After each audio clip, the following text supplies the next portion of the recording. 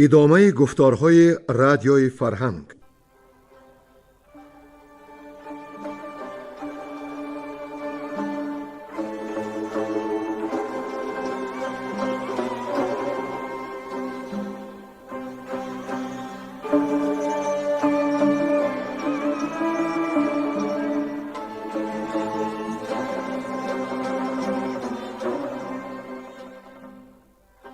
بسا رنج بردم در این سال سی، عجم زنده کردم بدین پاسی.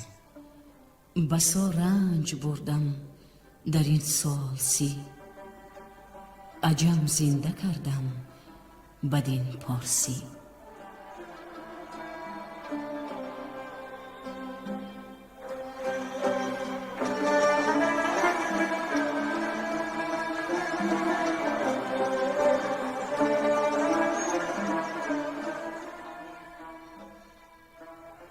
محفل ادبی به استقبال جشن هزاره شاهنامه بیزوال ابوالقاسم فردوسی.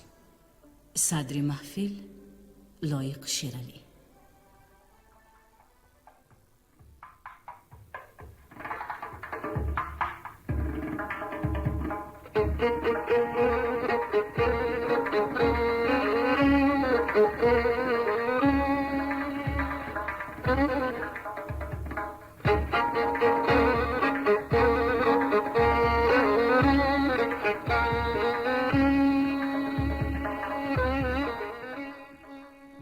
شنوندگان گرانقدر، از داستان منوچهر ما به آن جای رسیدیم که سام زال زر را پادشاهی بخشید. زال با گردان خیش از زابلستان به کابلستان عازم سفر شد. پادشاه کابلستان مهراب بود که به زال باج میداد. مهراب زال را با سپاه و گنج و اسپان آراسته استقبال کرد و زال نیز او را بنواخت و هر دو بزم شاهانه آراستند. چون مهراب از خان زال برخاست، پور سام به مهترانش مهراب را ستایش کرد و گفت: پس پرده او یکی دختر است که رویش ز خورشید نیکوتر است. اگر ماه جویی همه روی اوست، و اگر مشک بویی همه موی اوست. و از دیدار دختر مهراب رودابه دل زال یک بار دیوانه گشت. خرد دور شد، عشق فرزانه گشت. و اینک دنباله داستان را بشنوید. رای زدن رودابه با کنیزکان.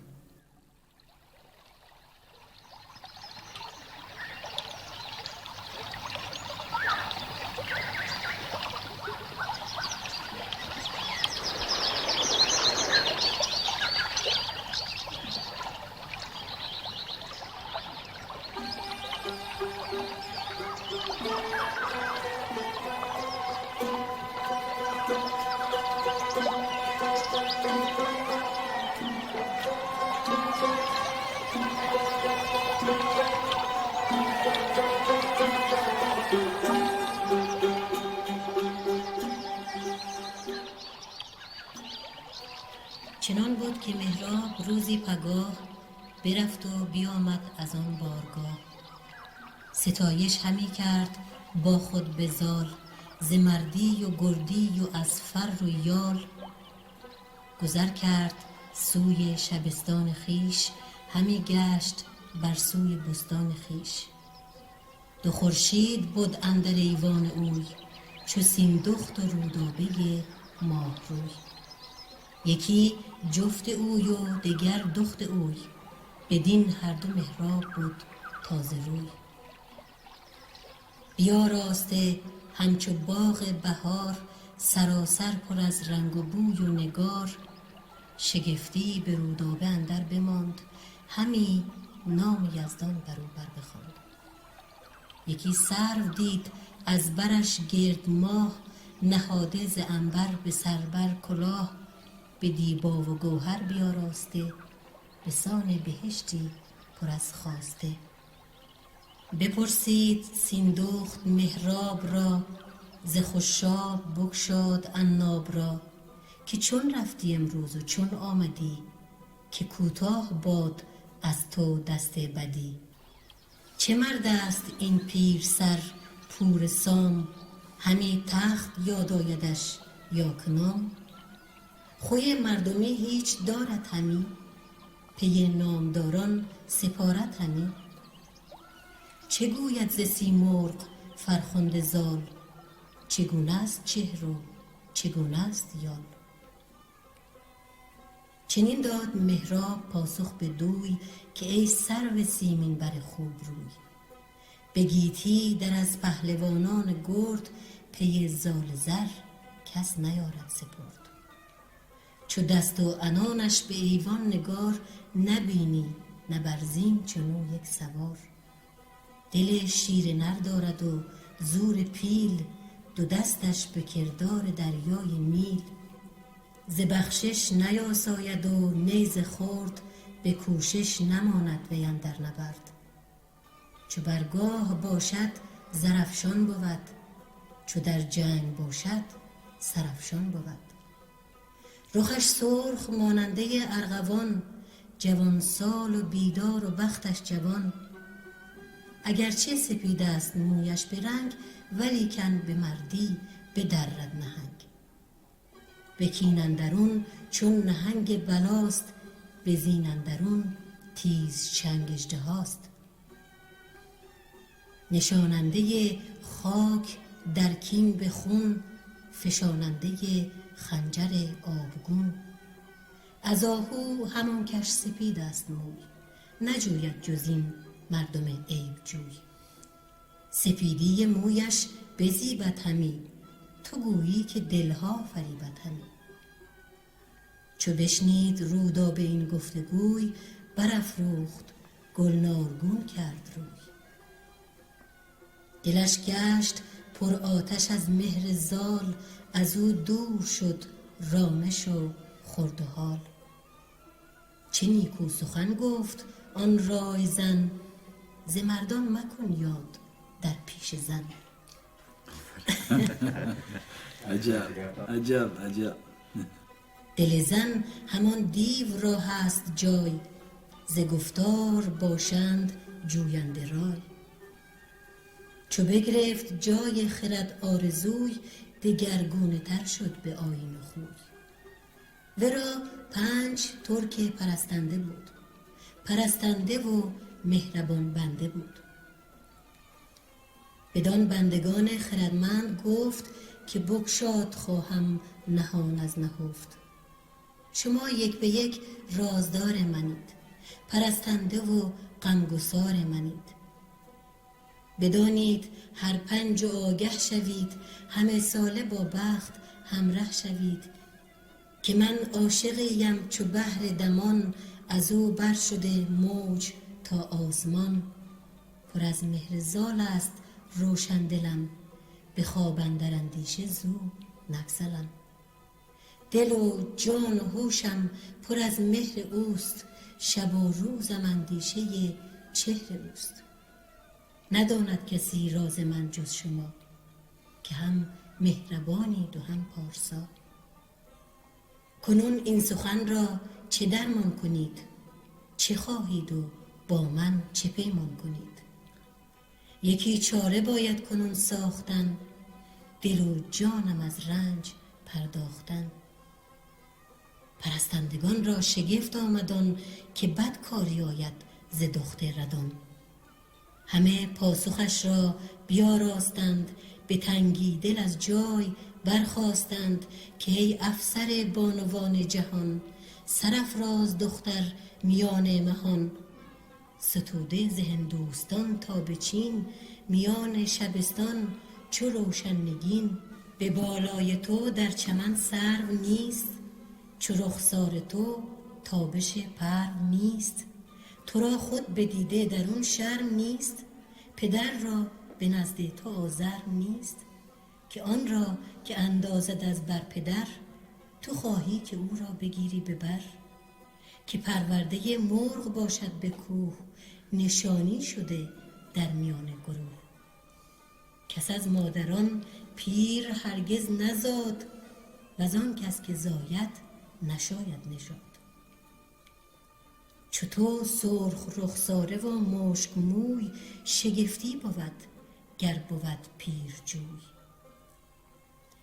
جهانی سراسر پر از مهر توست، بر ایوانها صورت چهر توست. تو را با چنین روی و بالای و موی، ز چرخ چهارم خراید شوی. چو رودابه گفتار ایشان شنید، چو از باد و آتش دلش بردمید.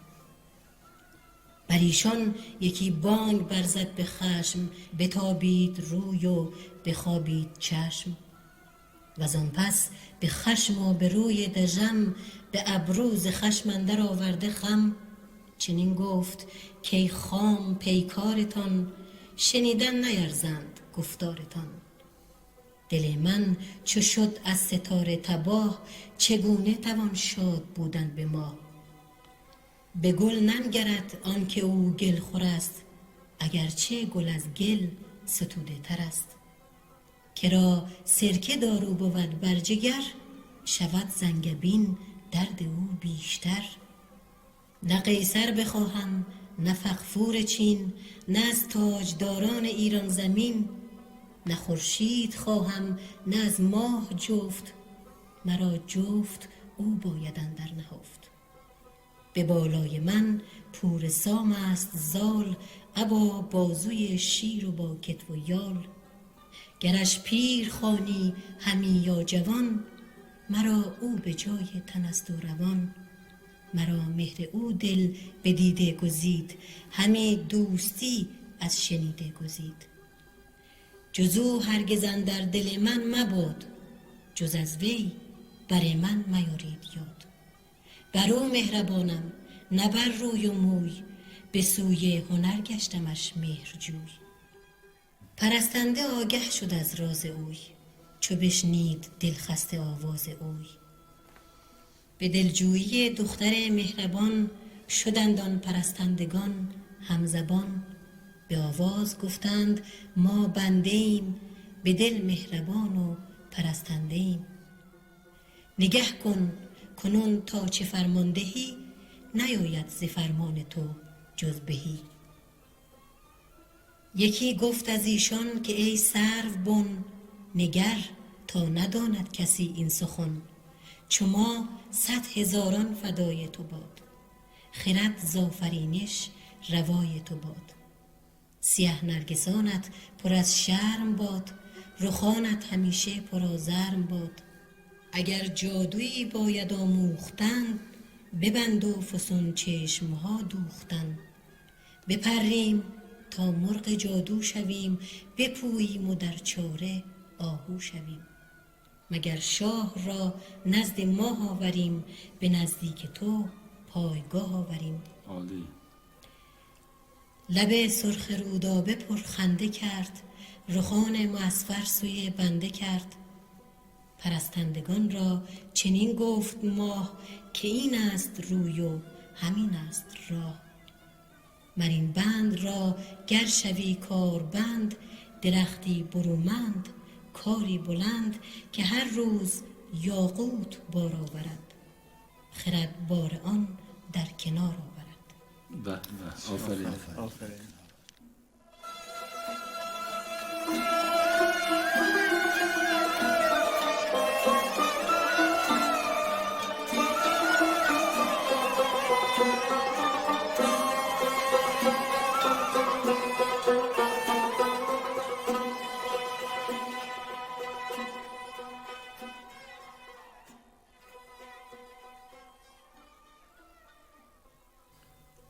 رفتن کنیزکان رودابه به دیدن زال زر.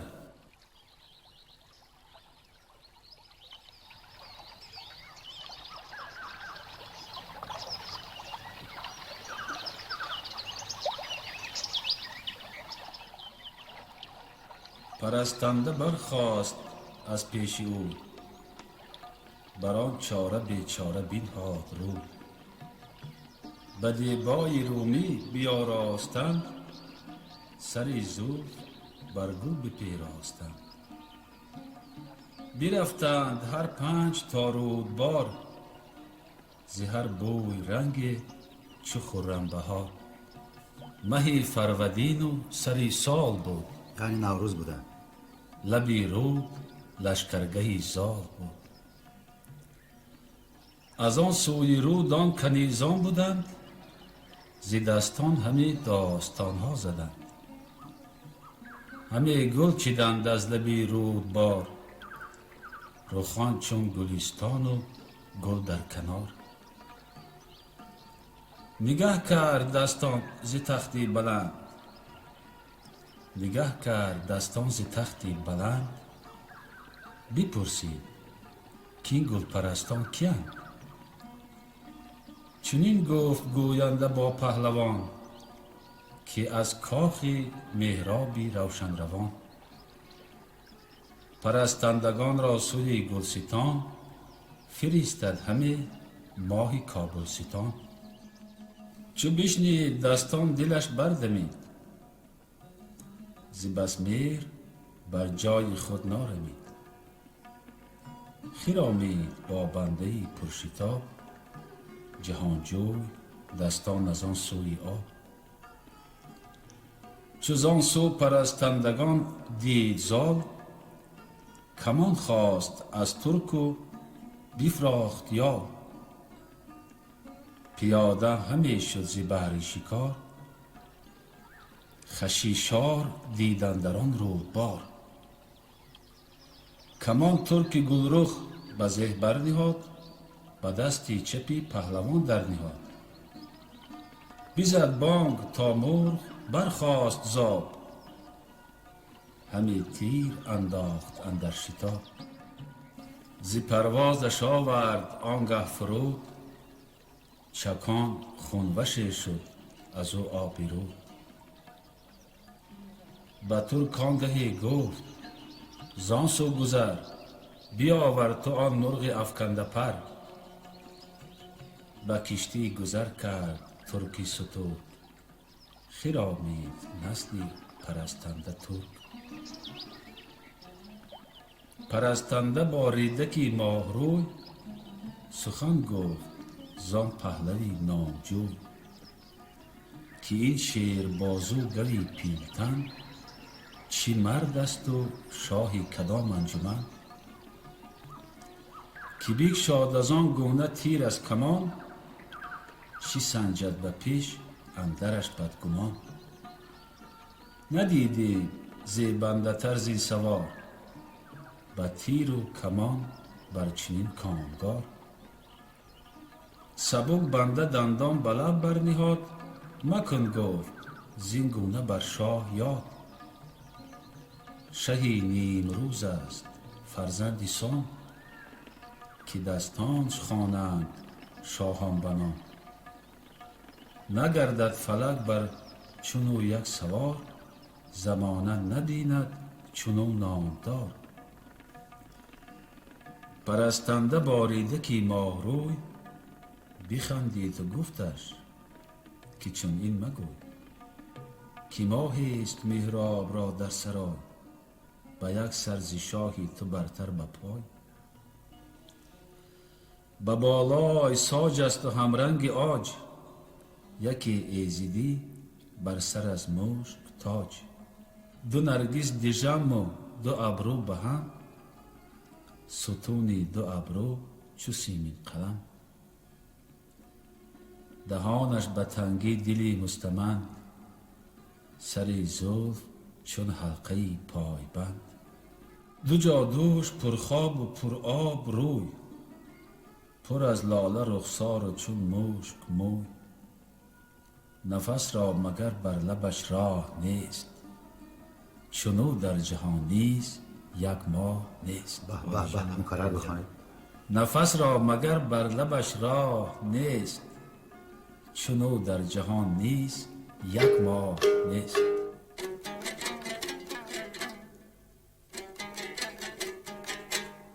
مای فرودین و سری سال بود، لبی رود و لشکرگهی زال بود. از آن سوی رود آن کنیزان بودند، زی دستان همه داستان ها زدند.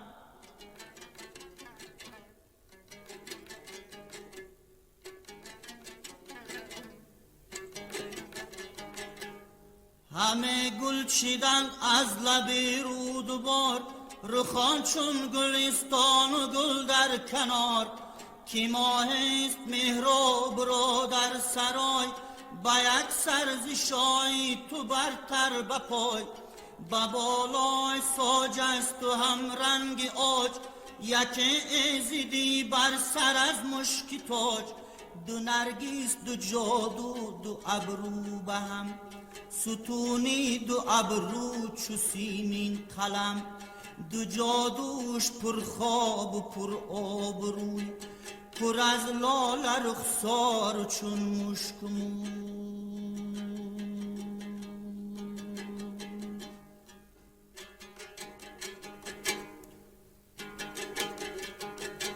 نفس را مگر بر لبش راه نیست، چو او در جهان نیز یک ماه نیست.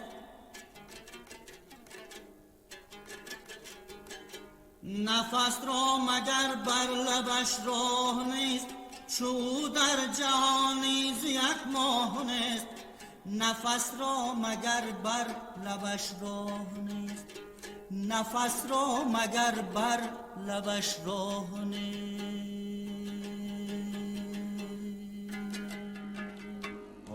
احسن.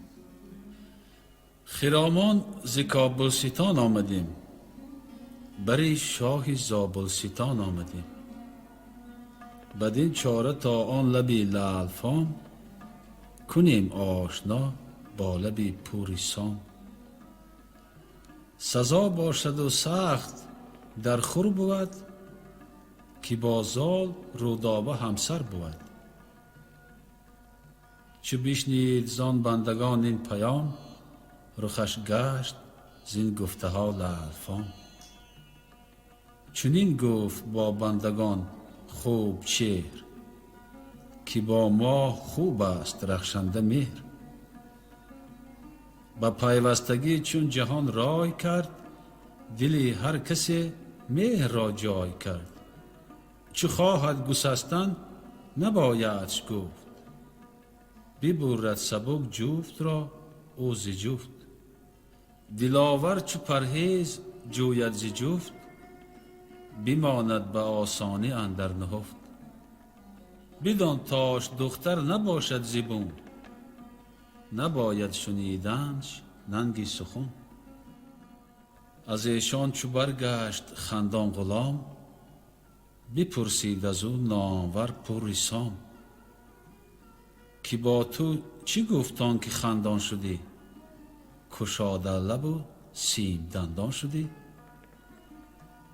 بگفتان چی بشنید با پهلوان، ز شادی دلی پهلوان شد جوان. چنین گفت با ریدکی ماه رو، که رو آن پرستندگان را بگوی. که از گلستان یک زمان نگذرید، مگر با گل از باغ گوهر برید. نباید شدن تا سوی کاخ باز، بدان تا پیام فریستم براز. دیرم خواست با زر و گوهر ز گنج، گران مایه دیبای زربفت 5. بفرمود که نزد ایشان برید، کسی را مگویید و پنهان برید. برفتند زی ماه رخساره 5، ابا گرم گفتار و دینار و گنج. بدیشان سپردند زر و گوهر، به نام جهان پهلوان زال زر. پرستنده گفتند با یکدیگر، که آمد بدام اندرون شیری نر. کنون کام رودابه و کام زال، بجای آمدین بود فرخنده فال. بیامد سیه چشم گنجوری شاه، که بود اندر آن کار دستور شاه. سخن هرچی بشنید زان دلنواز، همی گفت پیش سپهبد براز. سپهبد خرامید تا گلستان و نزد کنیزان کابلستان. پری روی گلرخ بتان تیراز، برفتند و بردند پیشش نماز. سپهبد بپرسید زیشان سخن، ز بالا و دیدار آن سروبن. از ایشان یکی بود کهتر بسال، که او شد سخنگوی پردل بزال. چنین گفت که از مادر اندر جهان، نزاید کسی در میان میهان. به دیدار سام و به بالای اوی، به پاکی دل و دانش و رای اوی. دیگر چون تو ای پهلوانی دلیر، بدین برز و بالا و بازوی شیر. سه دیگر چرو دابه خوب روی، یکی سروی سیمینی با رنگ و بوی. زی سر تا به پایش گل است و سمن، به سروی سهی بر سهیل یمن. از آن گنبد سیم سر بر زمین، فرو هشته بر گل کمندی کمین. به مشک و به عنبر سرش بافته، به یاقوت و گوهر تنش تافته. سری زلف و جعدش چو مشکین زره، فکنده است گویی گره بر گره. بتارای چون او نبینی بچین، بر او ماه و پروین کنند آفرین. سپهبد پرستنده را گفت گرم، سخنهای شیرین به آواز نرم. که اکنون چی چاره است با من بگوی، یکی راه جستند به نزدیک اوی. که ما را دل و جان پر از مهر اوست، همه آرزو دیدن چهر اوست.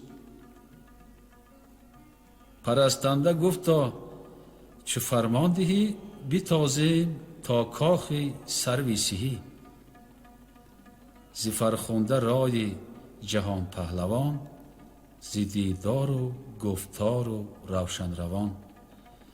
فریبیم و گوییم هر گونه چیز، میان اندران نیست واژونه نیز. سری مشک بویش بدام آوریم، لبش بر لبی پوری سام آوریم.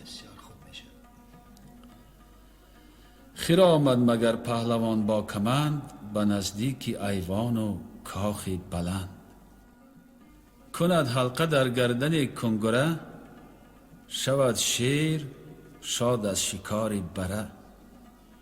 ببین آنگهی تا خوش آید تو را، بدین گفته رامیش فزاید تو را.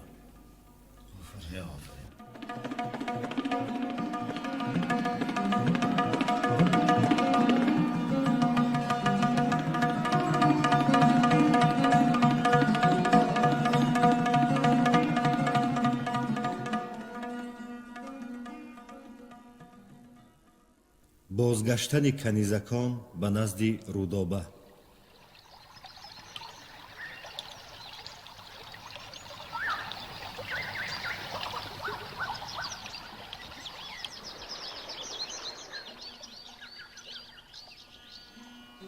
برفتند خوبان و برگشت زال، شب دی ریاضان به بالای سال. رسیدند خوبان به درگاه کاخ، به دست اندرون هر یک از گل دو شاخ. نگه کرد دربان برآراست جنگ، زبان کرد گستاخ دل کرد تنگ.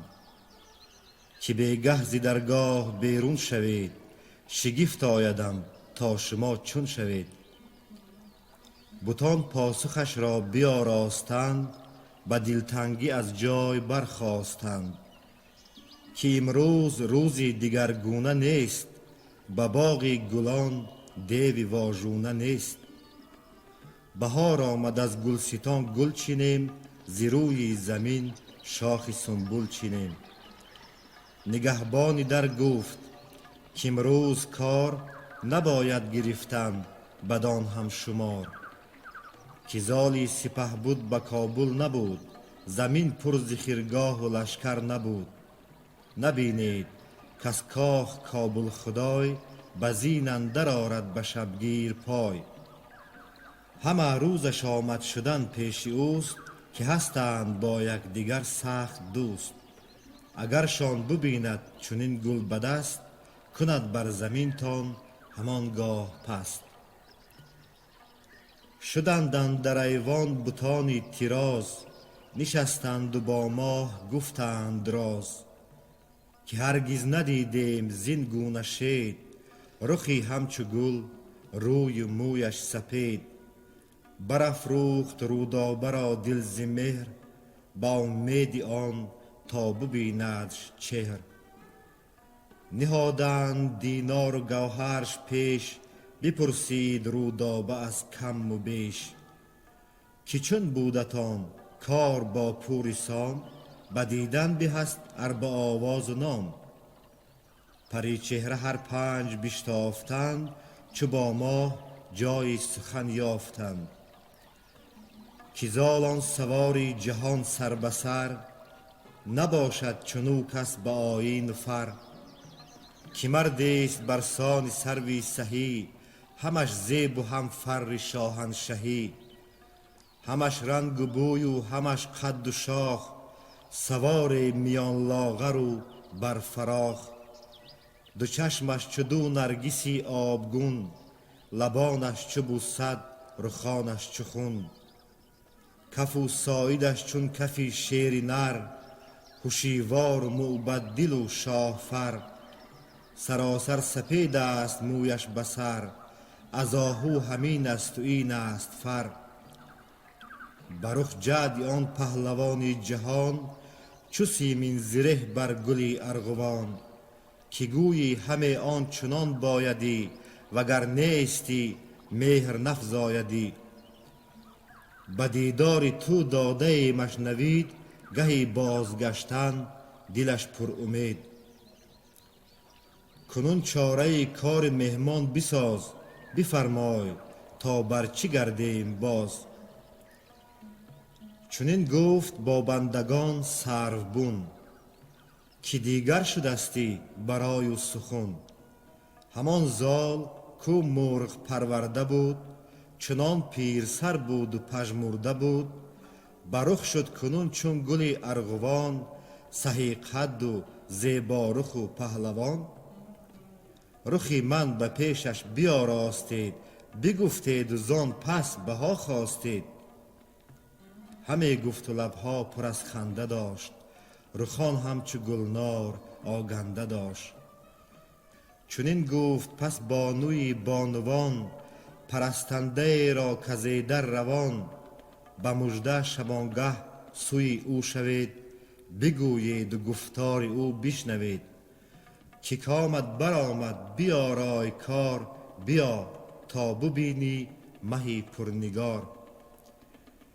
پرستنده با بانوی ماهروی چنین گفت، کاکنون رهی چاره جوی.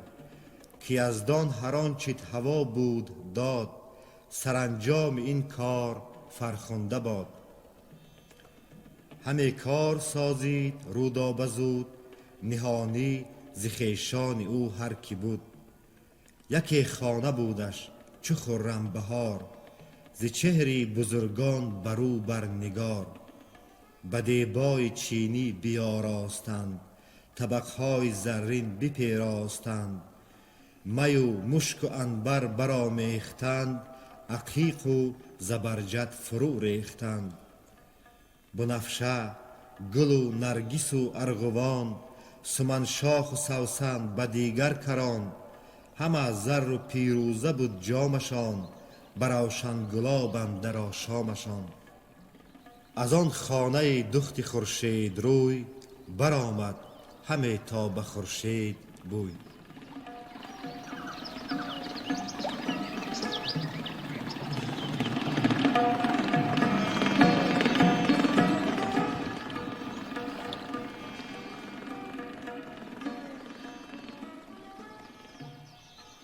رفتن زال به نزد رودابه.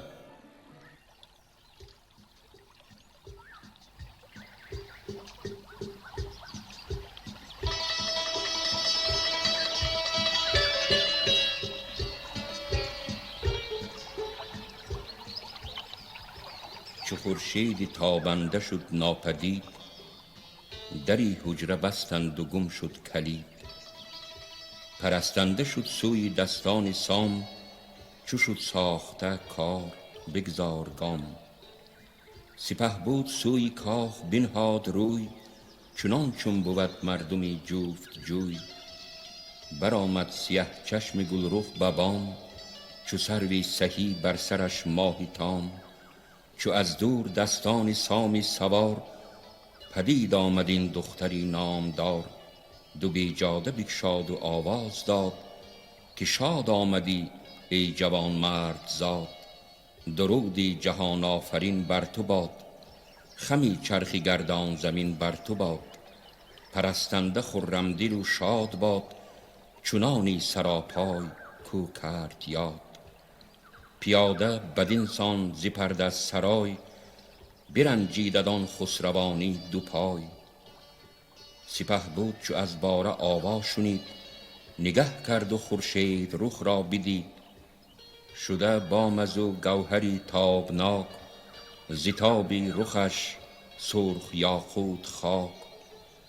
چنین داد پاسخ که ای ماه چهر، درودت ز من آفرین از سپهر.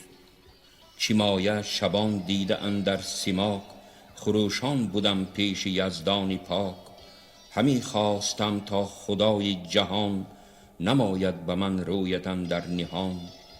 کنون شاد گشتم به آوازی تو، بدین چرب گفتاری با نازی تو.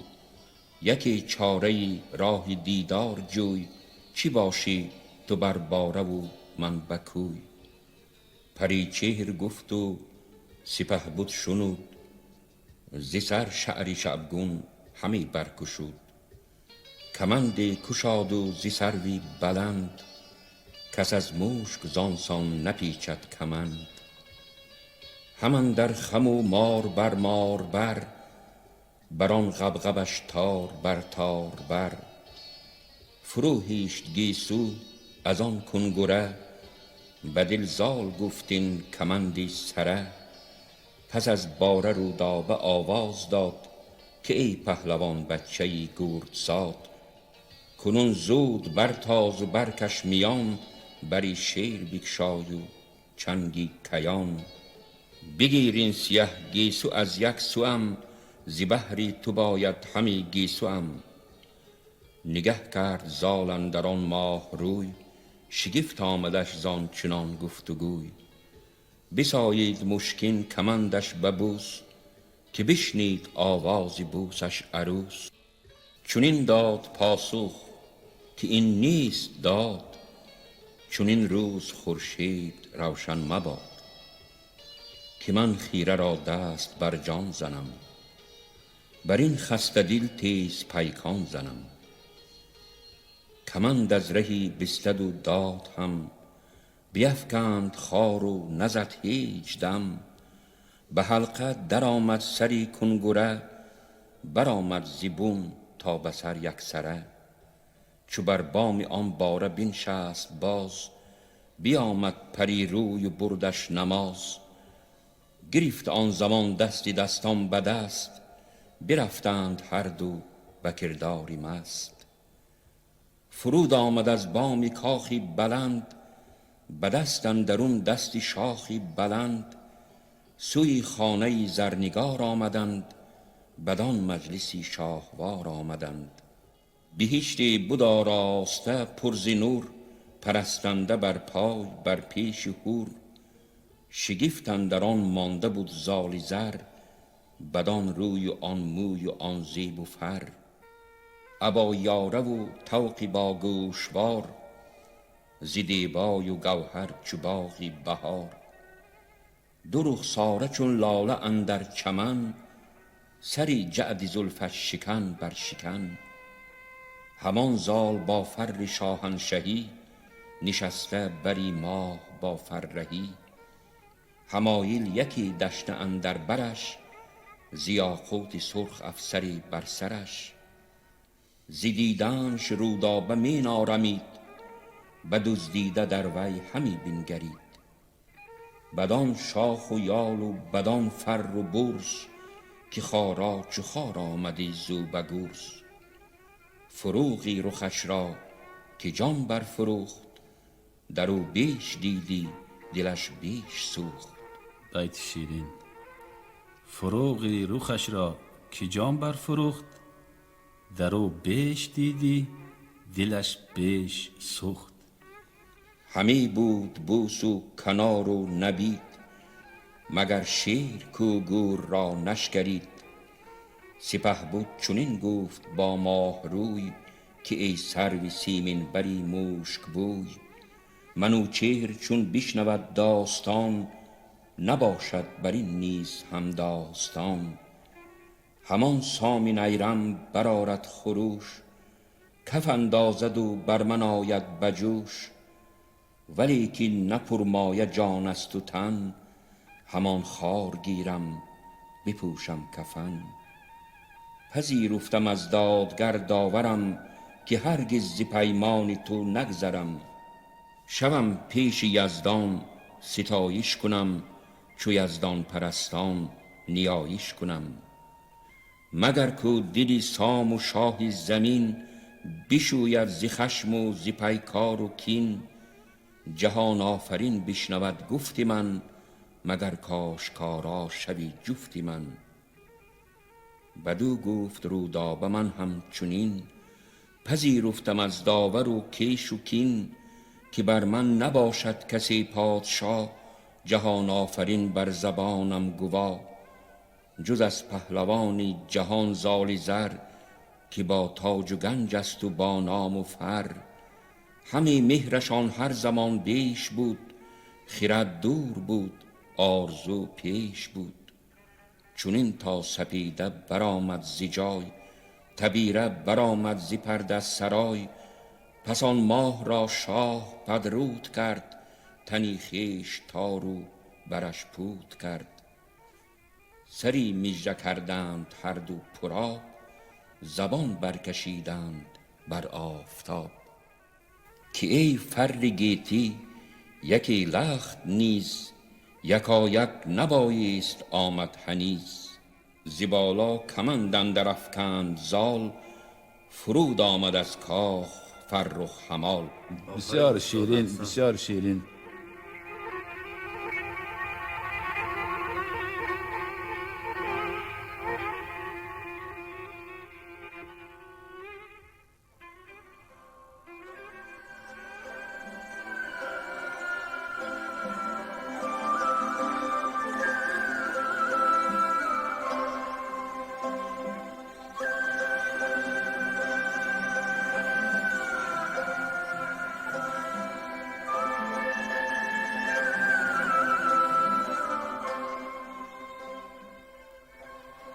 شما محفل ادبی را به استقبال جشن هزاره شاهنامه ابوالقاسم فردوسی شنیدید.